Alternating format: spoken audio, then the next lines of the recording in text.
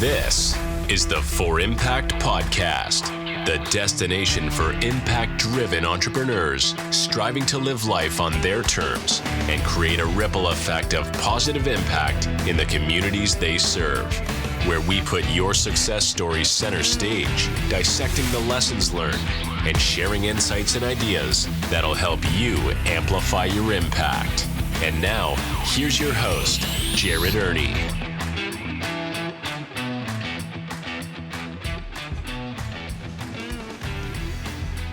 Let me go ahead and introduce Trevor. Trevor Gosar has served as the director of sales for Odin, a home service company where he actually scaled the company from $1 million a year to over $10 million a year in just 2 years with their sales. Today, he operates Surge Sales Consulting, where he helps primarily home service companies and contractors with the tools they need to stop giving quotes and leaving it to the client to sign on, but actually getting customers while they're in their homes. And Trevor's expertise is going to be valuable to our group, not just those who are in the home service space, but because sales is really a principle-based approach, we can find those principles used in every industry. So those of you who are joining who may not be in the home service space, I want you to still pay great attention to the principles that Trevor will share with us today that has allowed him to have incredible results with his sales. So how's that for an introduction, Trevor? Yeah, made me blush. That's not very hard though. When you got pale skin like me, I blush quite easily. So no, that's great, man. I appreciate the intro. Super grateful to be here, and just hope to provide some value and give you guys whatever insights I can when it comes to sales and from my experience and the experience I've seen from many, many others. Why don't we start out, Trevor, with maybe you giving us a little bit of your background and how you, kind of your backstory. Yeah, let's do it.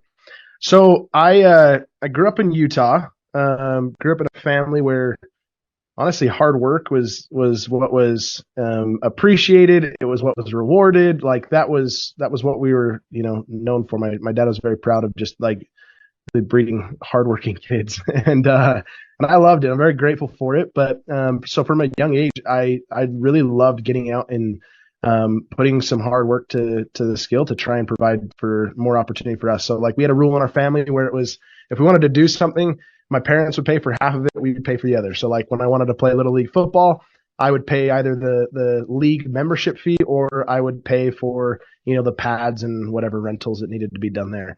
And so I had to figure out how to make some money. And I was told my entire life that I should be good at sales because I was an extrovert. And naturally as a kid, I think I just didn't have fear. And so it was kind of like okay, I'd go out and I'd spray paint the numbers on the curbs, right? We'd go up and down the neighborhood and it'd be like, hey, your address on the front of your curb is wearing off, $5 and we can respray paint it and $10 and we can do your favorite, University of Utah or BYU logo next to it. And it really, people loved it, and it taught this hard work to me. But when I was 18 years old, went out, got my first official sales job, which was doing door-to-door sales out in Wyoming and Nebraska. And anybody who's ever done door-to-door knows that is a grind. Like it will teach you a lot about yourself very quick. And so I'd been told that I should be good at sales. I get out there in Nebraska. I can still remember I'm out in Grand Island, Nebraska. The wind was putting the rain sideways. I'm standing in the street and I've got a clipboard. I've got this orange dot sign for the company, and that's it. And like I wasn't given a pitch, wasn't given anything, and I just fell flat on my face. Like it was just so bad. Like I was like, man, I was supposed to be good at sales because I like to talk to people, but I was horrible. And I remember like walking up to these homes and literally knocking on a door, being like, please don't answer, because if you answer, then I have to come up with something to say, and I don't know what to say. And it was like that horrible. And so that progressed, and I literally was in a state at that time of my life where like I couldn't afford to go home. Like it was just like I was stuck out there. I had to figure it out. And so I still remember it was Cheyenne, Wyoming was the city where things completely turned around for me. And it all started, it actually was with this one right here. This is the exact copy. I keep it on my shelf for that reason. Brian Tracy, The Psychology of Selling. It's got all my notes, ripped cover in the back, everything. But this is the book that changed my life. I remember waking up every morning, learning a routine of like, okay, let's study, let's figure out how to get better at sales. And that, progressed. That was 12 years ago. And so I know I look 12 years old, but a little older than that.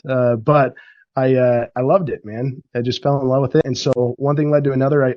Sales did not come natural to me. It was like I had to learn why I needed to say certain things or how to say certain things and why it was important. And so it helped me to be an effective trainer. And so at these companies I'd go into, we would, hire on reps, and it was like, well, like they weren't producing, and I'd be like, hey, let me give a shot at it. I'll help them out. And things would immediately turn around. And we just found some super awesome success early on, had some great opportunity, and was just surrounded by some amazing people. And so about 5 years ago, I ended up at Odin Energy. We were a home efficiency company, so doing insulation, duct sealing, and we just completely transformed that company. We took them from where, like you say, $1 million to north of 10 million. And honestly, more importantly, like what I was very proud about in that scenario was the service we were offering to the customer. We turned a very boring, insulation sale into something that like every one of our sales reps was 100% behind. They loved it. They were passionate about it. And it was a high ticket offer to the customer, and it really, transformed their lives as well. And so it was a fun process to learn, like, hey, how do we take something that may not be as exciting as everybody thinks it is, make it, an opportunity that's changing to the customer and to the person, the sales rep that's going out and representing it. And we scaled that thing pretty quickly, and it was a lot of fun. So that takes us to where we're at now. So one of the questions that I hear a lot from my clients or other business owners is they're afraid to sell because they don't want to turn someone off. They are afraid to be too pushy or come across too pushy. So how do you find that balance that of not selling versus, being too pushy? What do you tell people then? A really good question. So I have a unique approach to this because I feel like it's too common in the sales space. You either get like the polar opposites, right? It's like the don't sell at all, and that like inherently makes you a better person that way, or the opposite, which is you have to go hardcore and you got to be the guy that knows everything to say, when to say it, the silver tongue, right? Like, and I just don't resonate with either of those, right? Like, I was taught that sales is about connection. It's not about perfection. It's about getting with the customer and learning the process of connecting with them. And so one of the most effective ways I've done this, and this is a perspective shift that anybody that I work with, I'm like, okay, number one, you need to have this perspective shift. And this is a shift I'd share with you guys is when you're selling, too many people think that it's me against the customer. Like they think that, and it's we just like breathe that, unfortunately, because in our minds, we think it's, I need to persuade this customer to believe differently than what they believe now, and therefore it's me against them. The reality is it's actually me and the customer versus a problem. And so if we can position ourselves on that team, what we say, how we say it, the way we approach things, all of that will shift like naturally. Like I don't have to tell somebody like when to say what to, exactly, when to say it, because if they just believe that, they believe it's me and the customer versus a problem, then everything changes from there, and I can start to do things inside of the home. And so, or in any type of sale. So like, I'll give you an example. In home sales, I'll give an in-home sales, and then we can give an example of a different situation. But like, in-home sales, right? It's very common that if you're doing the service based or something of that nature, we're getting them a quote of some sort, right? We're providing some type of solution. So we're going out to their home for some type of inspection. And what's so common is like we'll sit at the table, and Jared, if it was you and I, we'd be sitting across the table from each other, and I'm going to show you what I'm doing. And what it paints this picture of is it's actually me versus you.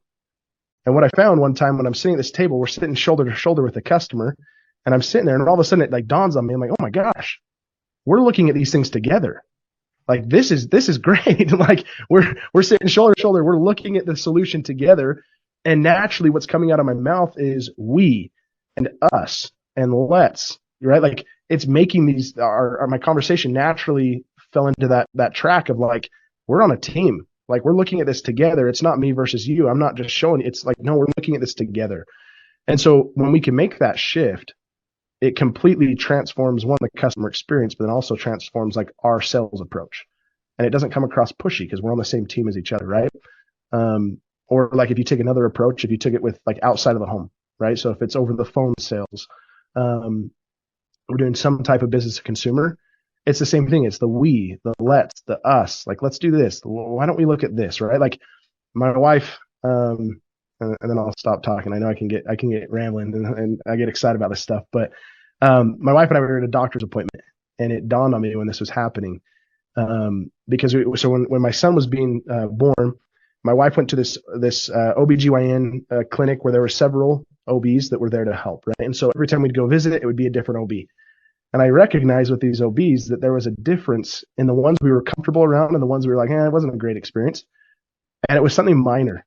And it was, and with one of them that we felt very comfortable, I recognized it. We're sitting there and she's talking to my wife and she goes, okay, so it looks like we've got this going on, right? Like, hey, he looks so cute. Like, we are so excited for you. Like, it was like this, like all this inclusive language around we're a team. I'm here together. It's not, hey, you look like this or you have this going on. It's like, okay, well, this is what looks like it's going on right now. This is what we have on our hands. Like that, it totally shifted. And I realized it's like, man, even outside of sales, like if we're just trying to build a connection with people, it's all about that team and positioning ourselves there. Love that. Thanks for sharing that, Trevor.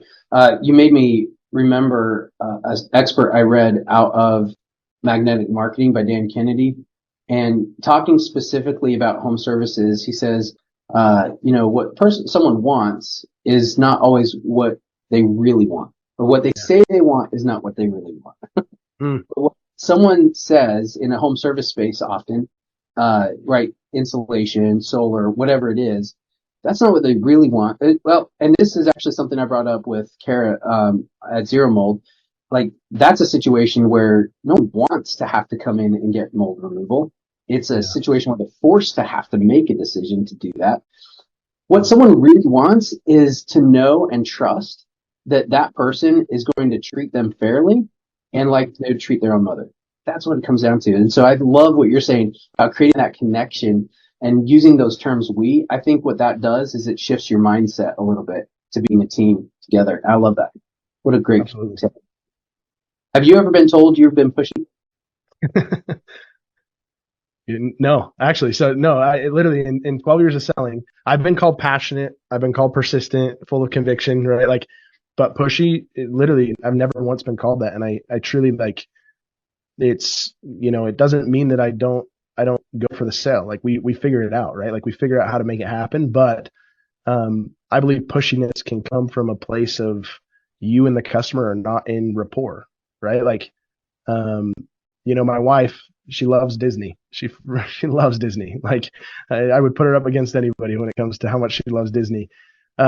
I wouldn't say that she's pushy about going to Disney, right? Like she's just like determined, right? Like, and she's very like, it doesn't like, I just know that she's very like, she has all that excitement and she wants to go, but like, it doesn't come from a place of being pushy. She's just convicted. Like she wants it and she's determined to figure out how to make it happen. And you can feel that. And so the same thing happens in sales. Yeah. So one of the interesting things I learned this year in sales is that 45% of your sale is based on trust and rapport. And being able to create that trust rapport in an effective way really is about aligning your agenda to serve that client, not to close the deal. So often it's like, man, I need to sell. I got to close this deal. When you talk like that, it's about you and it's about that end result, but you're shifting that agenda to be all about them. And so I found coming in, basically going through this exercise, like mentally removing my own thoughts, putting them in a box to the side and coming in 100% curious and 100% genuine in what does this person need, whether it's what I can offer them. And that totally shifts the whole mindset of that conversation. Yeah, I sort of like piggyback on that, right? So my belief of sales, and this is a definition that if you want to write this down and keep it, like this has served me so well and others so well, is that all that sales is it's a transfer of energy and belief that results in a decision. And if we can dissect that, right? Like energy and belief. Those are two things that I have control over, right? I have control over my energy. I have control over my belief. Now, too often people think that sales is a transfer of energy and belief that results in a yes. And that's just not the truth, right? Like it's not always going to end up in a yes. But what we can help is it to end in a decision, whether that's a yes or a no, right? Either one is totally fine. And so like in sales, majority of the battle is accepting the fact that like I can't, convince everybody of everything. Like that's just not the way it works. And I don't want everybody. I want the people that this is truly going to affect and whatever our service, our solution is, I want, them to actually be impacted by my service. And so if we know who this impacts, we know what our service does, then as soon as we recognize that person, then we can transfer that energy and that belief that hopefully will result in a yes. But sales isn't about the yeses, right? Sales is just about decisions. And as soon as we can get to a yes or a no, like we've done our job. Like that's our job in sales. And if we can get to that place and avoid all the maybes, I call them the maybe train, then it really does. It puts you in a place where you can actually start to get more yeses. It's funny how that works, but just because we start to get creative and whatnot. That's awesome. I really love that. That actually made me think, what's that Zig Ziglar line? Less selling, more serving. Is that how it goes? Yeah. So a couple weeks ago, I came across a prospect who was really interested in our coaching, but he was stuck on something. And he couldn't move forward until he got that thing fixed. But he had talked to several people before on this issue, and none of them were willing to sit down with him and really work through that issue. When he described it to me, I said, look, this is not the time on the call, but let's book another call. There's no obligation. You don't have to say join or whatever. But let me just serve you for an hour and sit down and solve this problem. So that's not normally the process, but that is what I did because I met him where he was and just came from a place of serving and knowing that I could help him with that issue. We resolved the issue, and today he's a client in our coaching program because of that. No one else took that time to do that. And so I love what you're saying here, being able to transfer that energy and belief. It often is meeting them where they're at and serving them, not like where sales gets a bad name, being manipulative to get them to buy. No, and that's, you remind me of this story. So it's actually where we met, Jared. So like a couple of years back at Funnel Hacking Live. So at the time, I was with Odin. I was director of sales, and we were doing a lot of online marketing. And I was a door knocker converted to online marketing, and I'm spending all this money on Facebook, and it's like, well, it's working, but like I don't really know how to scale this. Like it was so bad. Like it was like anybody that knows marketing. I remember at that conference, a few marketers asked us, they're like, so what does your retargeting sequence look like? And I'm like, I don't know what that is. Like we just get a lead and then we call it, we figure out how to sell, right? So we were very, very basic when it came to that, but we were spending a lot of money. Well, we go to this conference, we're like, okay, we want to find an agency. We want to find somebody that can help us take us from where we're at now to the next level. And I will never forget. So me and the owner, his name is Rex, we're sitting in the lobby at 10:30 at night. And there's these two agency owners that are there chatting with us. And it could not have been a more polar opposite difference. Like it was such a polar opposite. The one was like, hey, literally tried to hard close us on the spot, put his hand out to get a handshake. It was so uncomfortable. But he's like, you can pay me for an hour of my consulting and I'll give you some info, or you can just hire a company and then we'll do it for you. Like that was his, like, he would not pull back the curtain at all. Like not even a peek. The other one, Brandon, he goes, hey, will you pull up your funnel real quick and I'll look at it and I'll give you any insight that you might have? And I was like, oh yeah, sure. We pulled it open and he gave us 2 points of feedback. And those 2 points, I remember going back to the hotel room that night with Rex, and I'm like, oh my gosh, like that was good. like he provided value like right off the bat, right? The funny thing is he was 2 times more expensive than the other guy, right? And to this day, Odin still uses that company.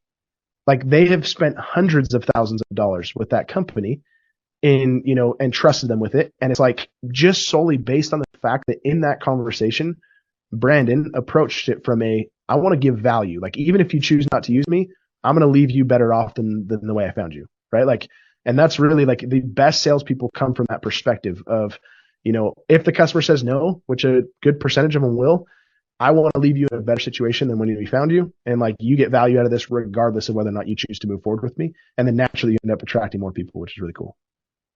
Oh, that's awesome. So I've studied under Neil Tricarico for several months. I actually spent 6 months in his one-on-one coaching, and used to serve as the lead sales guy for Tony Robbins. So Yeah. this guy I don't know why he even worked with me.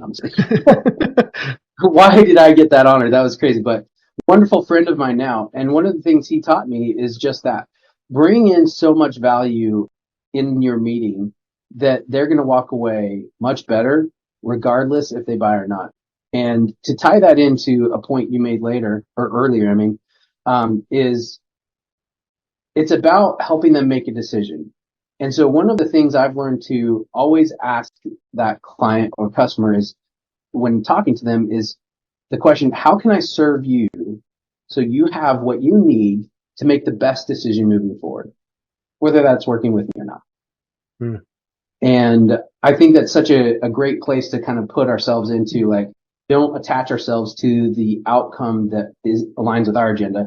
Attach yourself to the outcome of leaving that person better, regardless of the decision. But also, like you said, Trevor, it's about helping them make that decision, because if they don't make the decision, then we fail to help them make progress. Correct.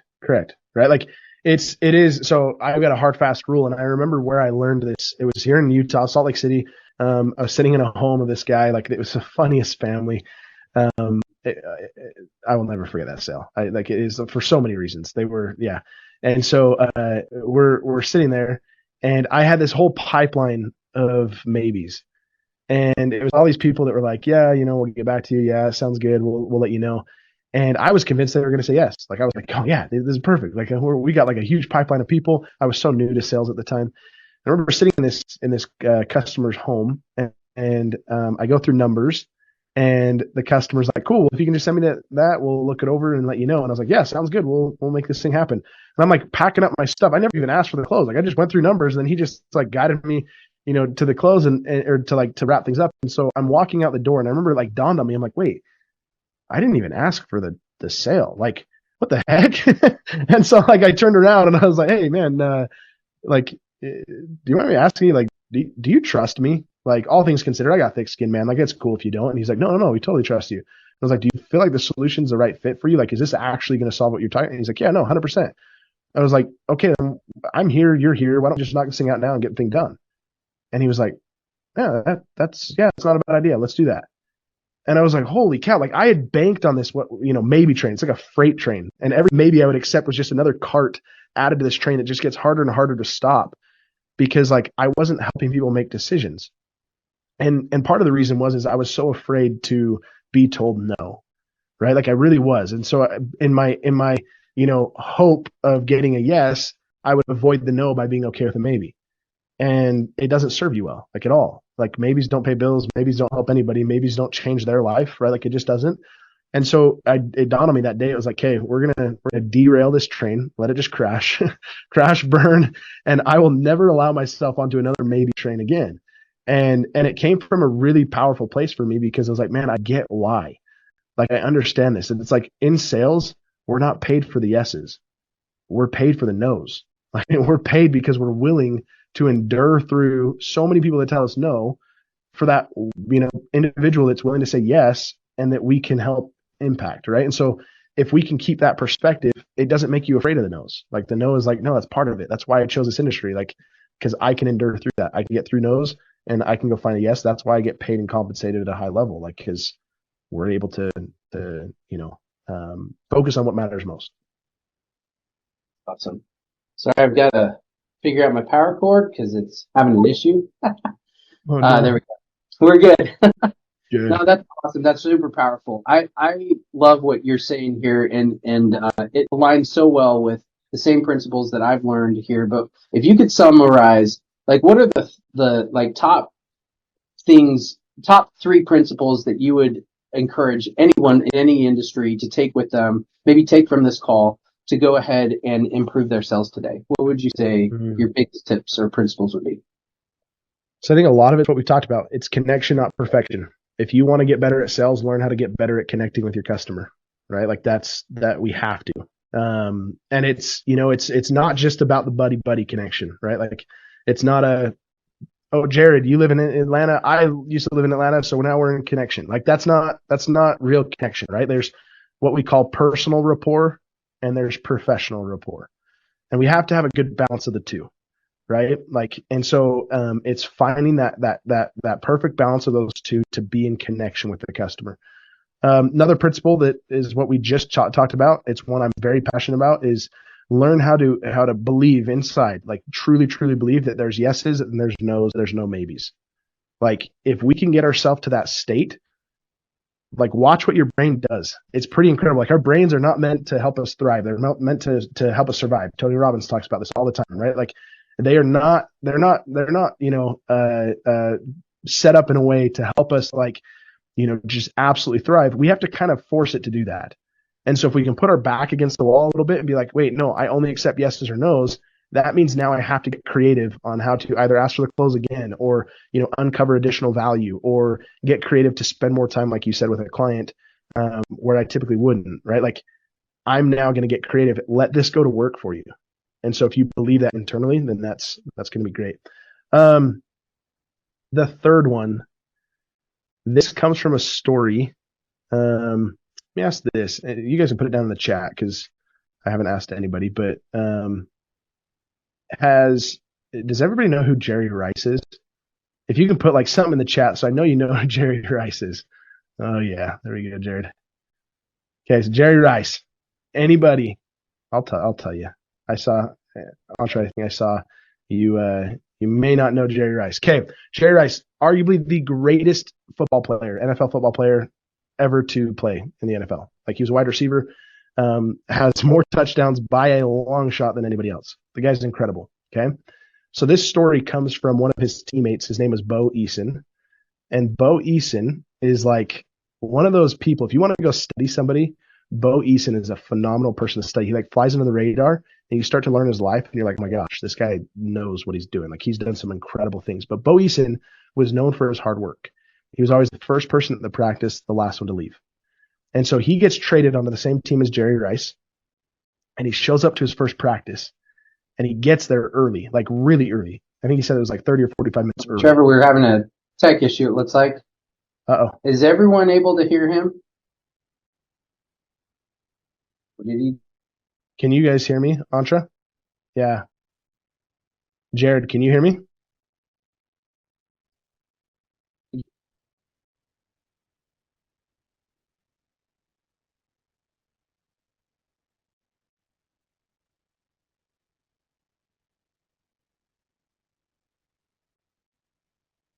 Let's see if Jared, if you can you hear just me? Came back. Apologize for interrupting. I just did want to make sure you didn't freeze up for everyone. No, you're good. If that happens, you guys stop me again. So that's perfect. But so Bo Eason gets traded to Jerry Rice's team. He shows up to the first practice. He's like super early to practice, and Jerry Rice is already out there warming up. And Bo Eason's like, what the heck? Like, that's my job, not yours. Like, you're already the best player to ever walk. Like, why are you here early? So practice progresses, and they in the very beginning of practice, they'll do like little warm-ups, right? So it's like all the receivers lined up, and he talks about how like I think it was Joe Montana, is the quarterback, and he's like, so these receivers walk up, first receiver, lines up, does what he calls the all-pro glide, like really, really easy, little cut, catches the ball, and then walks it back to Joe Montana, hands it to him, and gets back in line. The next receiver gets up. Like, this is warm-ups. He's like all-pro glide, gets a little cut, catches the ball, turns around and walks back to Jerry Rice, or to Joe Montana. And then he goes, and then Jerry Rice gets up there. And he's like, this is warm-ups, bro. And he's like, Jerry Rice gets up there, and he flies out like a cannon. He's just like, boom, like he's gone. And then he cuts hard. And as soon as he catches that ball, he turns upfield, runs 90 yards into the touchdown, and then turns around and runs 90 yards back, hands the football to the quarterback, and gets back in line. And then the next guy gets up, right? And it's like all pro glide, cut, catched it, same thing. And he's like, and then Jerry gets up again, and the same thing happens for 3 hours of practice, just time and time again. He's giving everything, right? Catches the ball all the way to the end zone. He's like, dude, this guy had to have ran who knows how many miles during practice. And so after practice, he's like, I see Jerry in the locker room, and I'm like, Jerry, dude, what was that, bro? like what was that all about? Like, this is practice. And Jerry goes, oh yeah, it's easy, man. Every time these hands touch that football, my body knows that it gets into an end zone. It's like, it's that simple. And so the concept was generosity. Is that, and this is the third one for anybody in sales, is we learn to embrace generosity. And generosity is not just about giving money, which we, often think about. Generosity is about giving all of ourselves to everybody that we're with when we're with them. Like, when we're present, be all there. Like, there's no client that's not worth if I'm with them, there's no client that does not deserve my attention when I'm with them, right? Like, we're here, we're present. There's a ton of other things going on. Be here, be present. And if we can learn that in sales, then I think you'd be amazed at the connection you can enter into with the customer. That's powerful. Awesome. Thank you for sharing that. I have one other question, and then I think we can turn this open to questions. So those of you who have joined the call, we'd like to have an open dialogue, being able to mastermind here. So think about some of your biggest questions in sales, and you can bring that up to Trevor. Trevor and I will both take a stab at that to help you on this call with those questions. But my last question here, I love those 3 tips, but I came back to your tip on creating real connection and rapport. And you brought up kind of that example, but just kind of tell off that, like, what most people do to build rapport is like, oh, where are you from? Oh, how's the weather? I've been there before. That, like, kind of small talk that is meaningless. So what are some tips that you've learned and how to create that instant rapport and trust when dealing with a client? That's a good question. Yeah, I used to always think the same thing. It was like, I was a big golfer growing up. I loved golf. And so it was like, oh, early on, I'd find somebody that liked golf, and it was like, boom, I like golf too, right? And I just thought that was all about, rapport, and it's just not. Like, it just doesn't, like, just because somebody likes golf doesn't mean I'm going to buy from them, right? Put yourself in the customer's shoes. That's not what connects us. Just because we're from the same city, just because we, like the same sports team, like that doesn't put me in a position to want to trust that person per se. But what does, so when it comes to personal rapport, this comes from, it's actually advice my dad gave me. So I went and served a 2-year church mission, a Mormon mission, when I was 19 years old. And I was actually out to Atlanta, and love that area. But I when I was leaving, my dad sat me down. So we're going out for 2 years, right? Like, I don't know what I'm doing. I'm like, okay, I'm going out there for 2 years, living out there away from family, friends, everything. And I'm just doing missionary work. Well, my dad sat me down and he said, hey, Trevor, be interested, don't be interesting. I was like, what? And it, like, haunted me my whole, not haunted, but like, it would not leave my mind my entire mission. It was like, be interested, not interesting. And that's the kicker for personal rapport that I've learned, right? Is that we need to be interested in these people. It's not about me being interesting. Like, I could talk you off, till I'm blue in the face about things I think I'm interesting about. It doesn't mean anything to anybody. Like, it doesn't mean they're more willing to buy from me. But when I'm interested in them, they care about that. People love to talk about themselves. And so be interested, not interesting. And then the second part to that is understanding that rapport is 2 parts. So rapport is personal rapport, which is what we just talked about. Be interested in them, interested in, like, not, and if you want, like, a good exercise, it's just ask one more question than you're used to. Like, go one question deeper. Like, so for me, it was, they like golf. My knee-jerk reaction was, hey, I like golf too. Instead of saying that, go one question deeper. Oh, nice. Like, do you have a favorite course? Right? Like, it just shows interest in who they are. And so it's a really good exercise. But then, so that's personal rapport. Now, personal rapport is not what people buy off of. It just helps us knock down some barriers. Professional rapport is where, like, we can really build some trust with them. So in our industries, we're experts, right? Like, so I know the mold company here, like, they're the expert, Zero Mold, like, they are the expert of mold. The customer's not the expert, like they are. And so we can either come in and say, like, I am the expert, or we can just help the customer see that in their own mind through questions that we ask. And so an example, like, a good exercise I'd like to put myself through is, like, put yourself as a mechanic or a doctor, right? Like, if I sit down with a doctor and I've got a broken, I've got symptoms, and the doctor doesn't ask me anything about the symptoms and just says, all right, I'm prescribing you this, and this.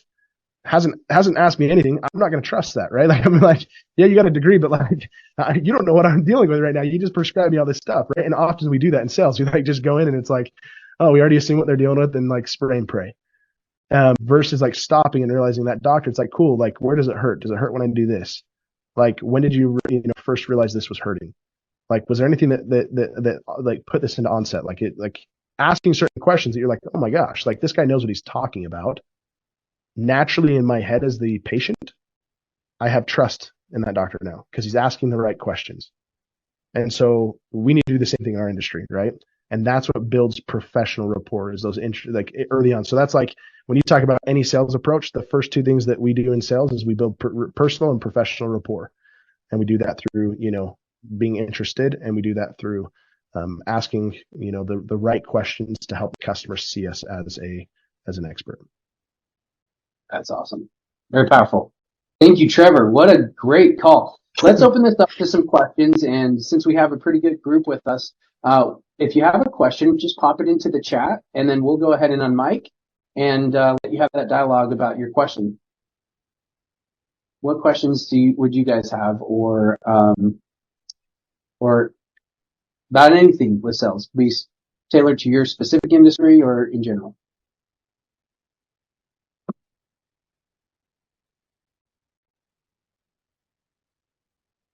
While we're waiting on those questions too, as people are thinking through that, I love what you said. I think there's so much power in asking good questions.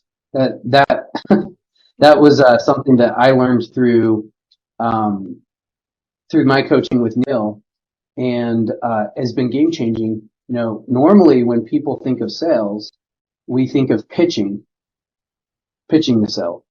Yeah. And when you shift that to prescribing, it would be malpractice for a doctor to prescribe something without truly understanding the client situation. And the only way you can really prescribe a solution is by first asking the right questions. So that was awesome.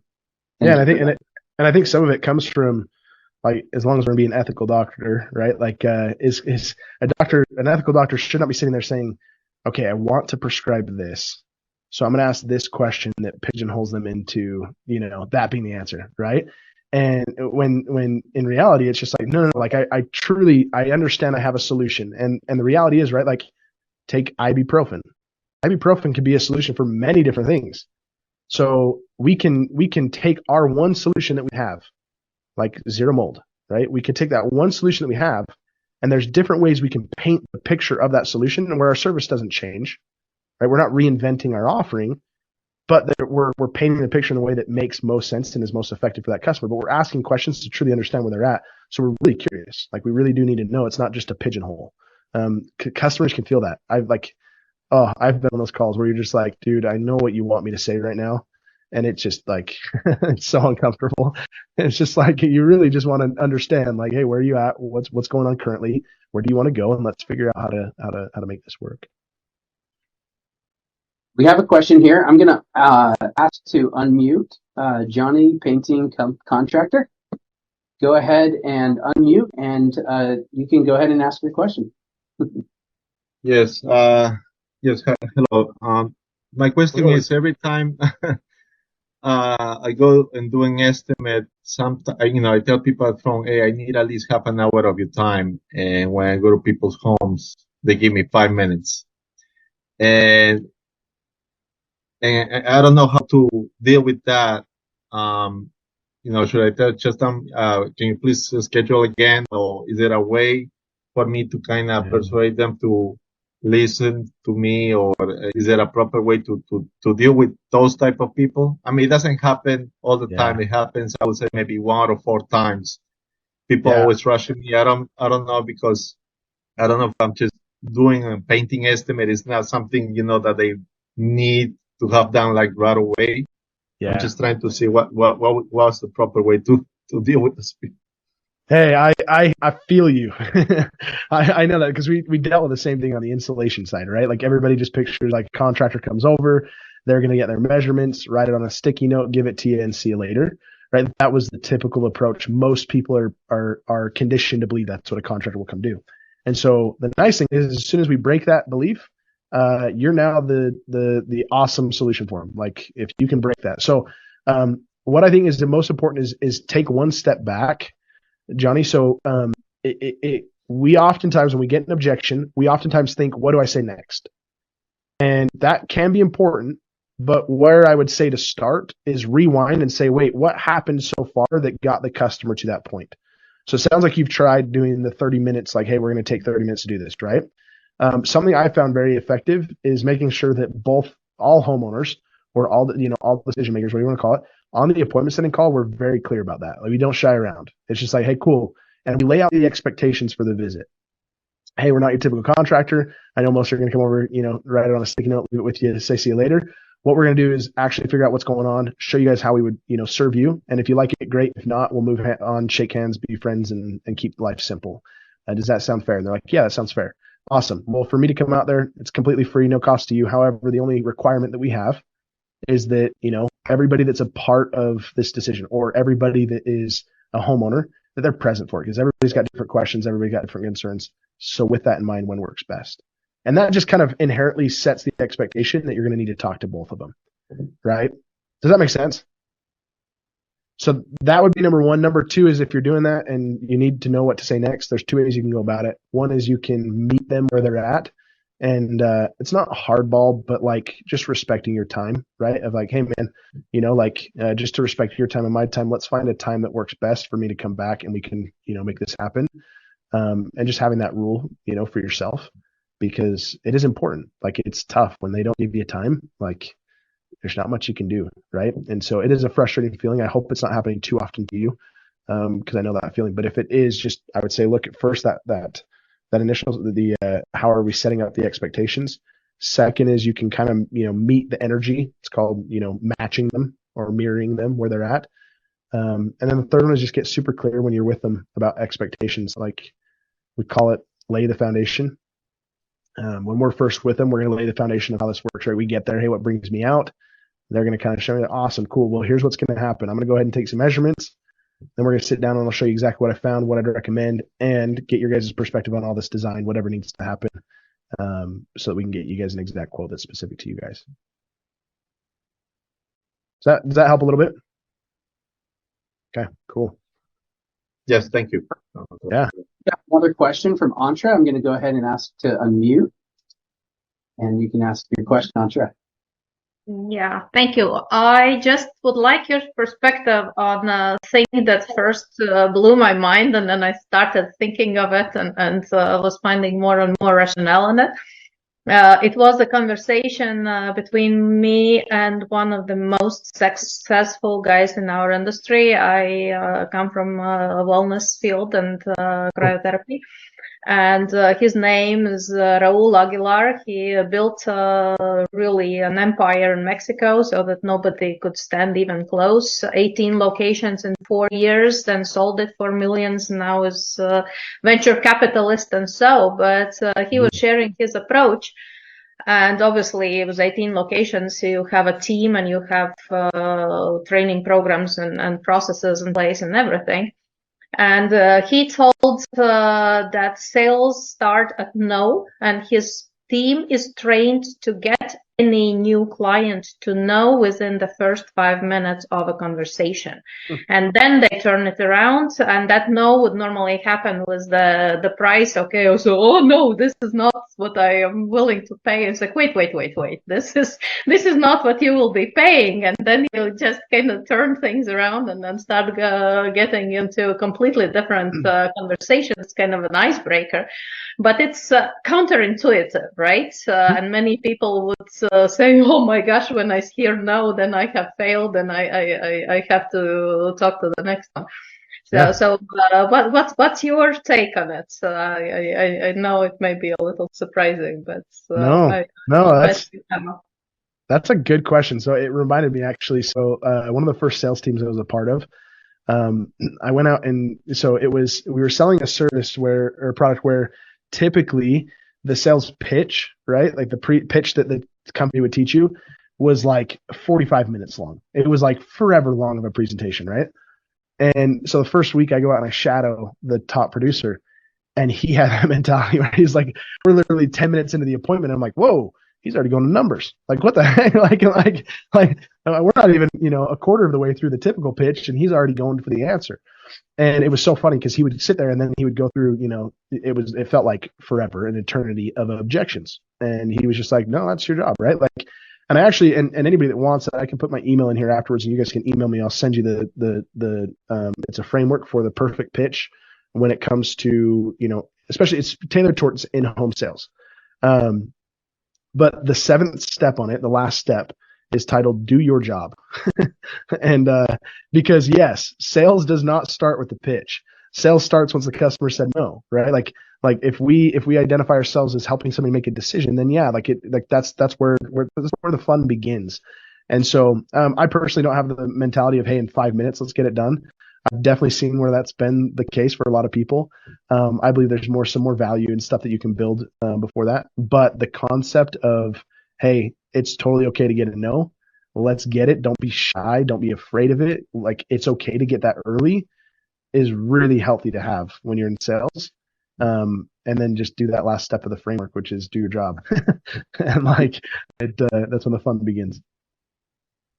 Thank you. Great question. Any other questions?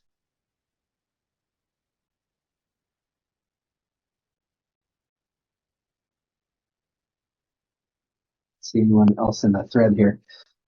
I had an interesting experience in talking about sales and time frames too. Sometimes we can get into a habit of drawing this out into a longer meeting than it needs to be. And I was having a down month. This was a while back. I was having a down month, and so I connected with my sales coach, and I asked him, what do I need to do? Like, give me something to do. And I explained the issue, and he gave me a challenge. He said, look, I want you to go back and find your best month, and I want you to go and find your worst month, and I want you to look at the recordings.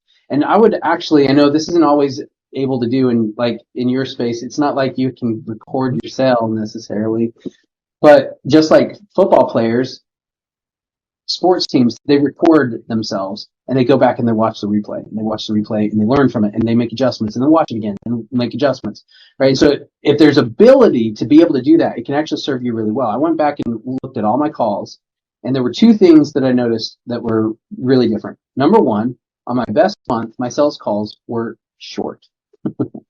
Worst month, my sales calls were long, as much as twice as much time. Yeah. And I thought, man, that's super interesting. Why is this happening? The second thing that I noticed that was really interesting is that I wore the same shirt. It's not this shirt, by the way, but I wore the same shirt you often see me in, which is a little blue collar up with a little dark blue and some dots. I always wear it now, but I was wearing that in every single call that went well for me. And I thought, man, that's so interesting. Why is it? It's not the shirt. It's not that it looked good on me or whatever it made people want to buy. But what I realized is the physiology of getting away from myself and actually putting on a button up, and just what that did to my mindset and how I showed up for that call was completely different. And it's kind of interesting. You can think of it in some ways an alter ego, but you want to be able to put yourself in that positive mindset. And so I learned from that, implemented both those things right away, and it was like turning on light, switching in on the sales side. I thought it was kind of so to that, right? It's exactly what we've been talking about. It's sales is a transfer of energy and belief, like the whole Jersey mentality, right? Like that is really important, because our body reacts to things that we're used to. Like, we have routines that we do, we have rituals that we do, right? And so in sales, we should have those as well, right? If we just anticipate that it's just, hey, show up and then, it's going to happen, we're probably not going to have, it's not that process isn't going to serve us well. Whereas the belief system of, oh no, I want to have something that kind of kicks my head into gear, my energy into gear, and that's putting on the jersey. Right? Like, no athlete's going to go out in the field without their jersey on. That's their identity. And so it's what is that for us as salespeople? There's something else that lost my mind, but anyways, I totally agree, man. Well, it sounds like we got all the questions that wanted to be asked. And so, Trevor, I just want to thank you so much for taking the time to be with us today. If anyone's interested in diving in, following Trevor, where can we find you? How can we connect with you? Yes, so I'm putting in the chat right now. Feel free to email me. So if you want that pitch framework, and just know that this is not a framework where it's like you have to say this way and this is how you do it, right? It's like what you were talking about earlier, Jared. This is the framework of like, hey, this is the process we go through to help a customer have an incredible journey, and to experience something to then take action. Oh, I remember now. It's the process that helps us simplify and intensify the experience. So you talk about your sales pitch and the time frame, right? It's like simplify and intensify. That's all that matters. Like we purchase off of emotion. So like we just need a feeling for them they need to start to feel that. And if we can keep things simple, it will intensify that feeling for them. So feel free to email me if you want that, and I'll have my team send over that framework for you. You can look at me on social media. Gosar is not a common last name, so feel free to search me. You'll easily find me on there. And I try to stay up. I should be better about staying up on content on there, but yeah, there's some stuff there. But happy to help. Feel free to email me, and we can chat. Thank you for tuning into the For Impact podcast, where we're all about driving positive change through entrepreneurship. Remember, your impact matters and your journey matters. If you found inspiration in today's episode, please subscribe, rate, and leave a review. Your feedback fuels our mission to empower impact-driven entrepreneurs like you. You can stay connected with us on social media and go to forimpactpodcast.com to take our Impact Marketing Challenge. Keep pursuing your dreams, making an impact, and living life on your terms.